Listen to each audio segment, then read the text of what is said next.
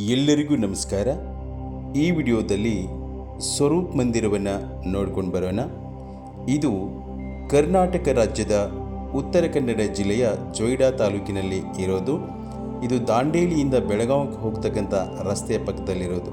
ಅಂದರೆ ನಾವು ಜೊಯ್ಡಾ ತಾಲೂಕಿನ ಜಗಲ್ಬೇಟ್ ಗ್ರಾಮದಿಂದ ರಾಮನಗರ ಕಡೆ ಹೋಗಬೇಕಾದ್ರೆ ಅಲ್ಲಿ ಮಧ್ಯದಲ್ಲಿ ಇದು ಸಿಗುತ್ತೆ. ಜಗಲ್ಬೇಟ್ದಿಂದ ನಾವು ರಾಮನಗರ ಕಡೆ ಹೋಗಬೇಕಾದ್ರೆ ರೈಟ್ ಸೈಡಲ್ಲಿ ಈ ರೀತಿ ಆರ್ಚ್ ಇದೆ.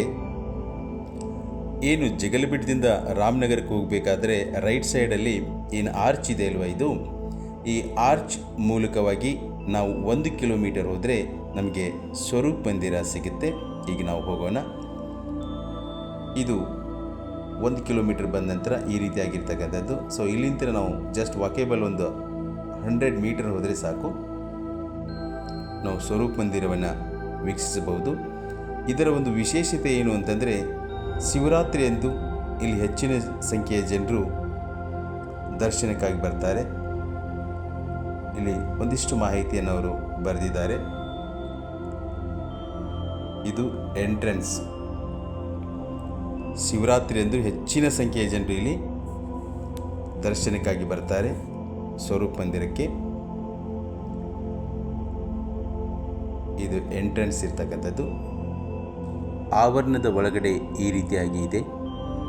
ನೀವೇನು ವೀಕ್ಷಣೆ ಮಾಡ್ತಾ ಇದ್ದೀರಲ್ಲ, ಈ ಎಲ್ಲ ದೃಶ್ಯಗಳು ಒಂದು ವಿಶಾಲವಾಗಿರ್ತಕ್ಕಂಥ ಪ್ರದೇಶದಲ್ಲಿ ಈ ಒಂದು ಮಂದಿರವನ್ನು ನಿರ್ಮಿಸಿದ್ದಾರೆ. ಇದು ಕರ್ನಾಟಕ ರಾಜ್ಯದ ಉತ್ತರ ಕನ್ನಡ ಜಿಲ್ಲೆಯ ಜೊಯ್ಡಾ ತಾಲೂಕಿನಲ್ಲಿ ಇರೋದು ಈ ಸ್ವರೂಪ್ ಮಂದಿರ. ಇದು ಜಗಲ್ಬೇಟ್ದಿಂದ ರಾಮನಗರ ಹೋಗಬೇಕಾದ್ರೆ ಮಧ್ಯದಲ್ಲಿ ಬರುತ್ತೆ. ಬಟ್ ಇದು ರಾಮನಗರಕ್ಕೆ ತುಂಬ ಸಮೀಪದಲ್ಲಿದೆ. ರಾಮನಗರ ಅಂತಂದರೆ ಸಾಮಾನ್ಯವಾಗಿ ನಾವು ಗೋವಾಕ್ಕೆ ಹೋಗಬೇಕಾದ್ರೆ ನಮ್ಮ ಕರ್ನಾಟಕದ ಲಾಸ್ಟ್ ಒಂದು ಸ್ಥಳ ಅಂತಲೇ ಹೇಳ್ಬೋದು. ಮುಂದೆ ತೇನೆಘಾಟು ಅನ್ಮೋಡಿದೆ, ಆದರೂ ಕೂಡ ರಾಮನಗರವೇ ಪ್ರಮುಖವಾಗಿರ್ತಕ್ಕಂಥ ಒಂದು ಸ್ಥಳ ಆಗುತ್ತೆ.